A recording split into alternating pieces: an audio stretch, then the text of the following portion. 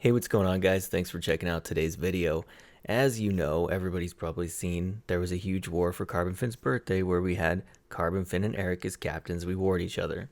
Now, I got picked by Eric and we ended up winning 139 to 135. Huge war, awesome, a lot of fun. Carbon, thank you for going out of your way to get me involved in this because you definitely didn't have to. And Eric, thank you for picking me. We ended up being the winning team. That feels good. What today's video is going to be about is a raid that we call the Quake and Bake. And it was coined and developed by this guy, SGAnet. This guy developed this raid and it is taking over Clash of Clans. Now I have two important things I want to say about it before we get into the raid. Before I explain the idea of the raid to you, right? The two things I want to talk about are that people think that this raid is broken, right? That this ruined the game for everybody, right? Because you can triple any base of this. And I have two things to say. This is not a broken strategy. What this is, right, is we're early in the development cycle of Town Hall 13.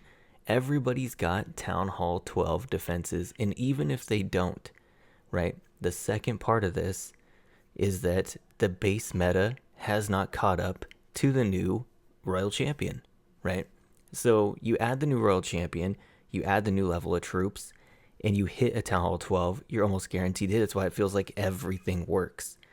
Now, this strategy in particular is very powerful, and this strategy alone, I think, is going to change a lot of the way people build their bases because it's so popular for one, and it is super powerful. Sorry. Now, so this is SGAnet going through and just smashing a base, and I wanted to show that to you first. And I did this attack twice, two different variations of this in this war.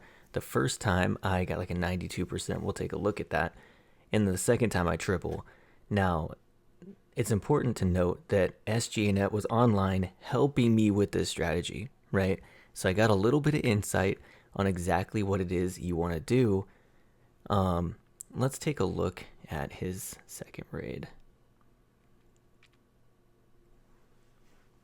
Okay, so the first things you want to do, right, are identify one, where you want to enter, right, and do you want to use the quakes with the entry or do you want to use the jumps? Okay, he looked at the core of this space and said, okay, I can clear, or I can open from this wall here, right, to this wall here with the quakes, and that opens literally the whole base.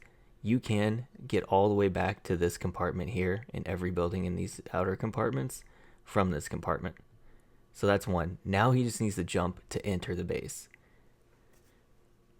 So he brings 4 P.E.K.K.A.s, 2 on each side of the funnel. If you noticed in the last raid, that's the exact same thing he did on the first raid we showed, is that he just uses the P.E.K.K.A.s for the funnel.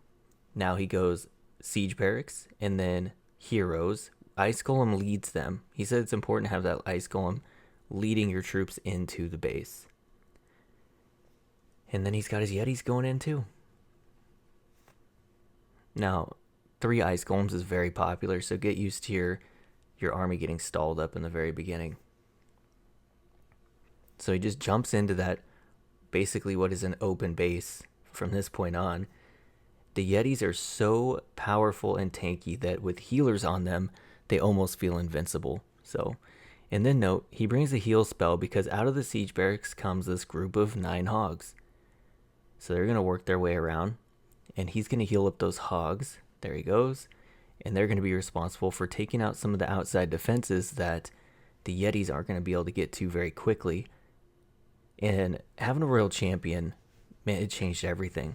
You know, with P.E.K.K.A. Smash, you'd be able to hang up P.E.K.K.A.s in the base long enough that you could keep them from tripling just on time. But with the Royal Champion and the Siege Barracks in combination, because you got the Hogs coming late to take down a flank of the base, you can't get away with that anymore. So this strategy is just wrecking bases left and right. But again, it's not super overpowered or anything. It's just circumstances are most people are basically Town Hall 12s, and the base meta has not caught up at all. Nobody's really learned to defend this yet, and people will, trust me. So let's take a look. I'm just going to show you the percent I got. Somebody cleaned me up, it looks like. Yeah, I got 92 and I got 100. So I hit Dub's base. Dub is my favorite person in the whole world, and he was so mad that I hit this base. But what did I look for in this base, right? Why did I want to use this Yeti smash? What I look for is jump value, right? So I didn't use quakes because I felt like that core is so spread out. It's not very wall centric, I guess. There's just a lot of space in there that a jump got the same value as a quake. I know quakes soften up buildings, but let's just look past that, okay? I wanted to jump here, right, to let me into this L-shaped compartment and all of these compartments here, okay? And then the second jump is here to go ahead and hook up these two Inferno compartments, and that's it. That's the jump value I'm looking for, right? Then I look for the entry. I like this side because I don't have to deal with this Inferno side, but both sides were pretty nice. They have these nice dead spaces here. I ultimately chose this side because it has Teslas inside this empty compartment, so I could start my Warden Walk here, then put the Queen down and take out those Teslas along the way. Alright, so Warden's down. I've only got 4 healers, so I need to rage them up right away to keep him alive. He's taken too much fire right up front. So here we go. Just doing his thing. I'm just waiting it out, making sure he gets the funnel. And then when I can get these buildings over here down, I know that I can put the Queen down and she won't walk up. Put that wizard right in the range of that archer tower. So right here, that building goes down, and now I know, okay, I'm pretty safe. I can place the Queen here. I waited for the wizard to take that down just to be safe. There she goes. Pull skeleton trap, that's fine. I'm going to go ahead and cut the funnel down here with 2 P.E.K.K.A.s, 1 on each side here, and then a wizard on that gold mine right there. Now, I was really late cutting this funnel, and I'm pretty fortunate there's a hound in this CC, although I guess 3 golems, ice golems would have hung her up too, but it hangs the Queen up just long enough for them to establish this whole funnel over here.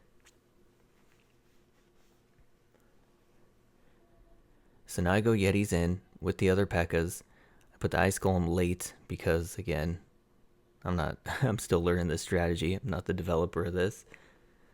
But here we go. We're going to rage up that core of troops there. We got the jump down. They're going to go in there and get aggroed by that Queen. I'm going to rage them up again. I put the siege barracks down out here. So now we have 3 P.E.K.K.A.s that are going to run around up here and be followed by hogs. The core, the Yetis go in there and one-shot the eagle. The healers have not caught up to the main army yet, which is fine, because I decide, okay, if the healers aren't there with the Yetis, I'm just going to heal up the Yetis. So here we go. We drop the heal right there for the Yetis, because I need them to take down these core defenses in here. So if worst case scenario were to happen, the hogs and the Queen and the Royal Champion can take it all down. Look how ridiculous this line of wizards is behind that P.E.K.K.A. too. And the siege barracks, such a weird mechanic. Wizards following a P.E.K.K.A. like that.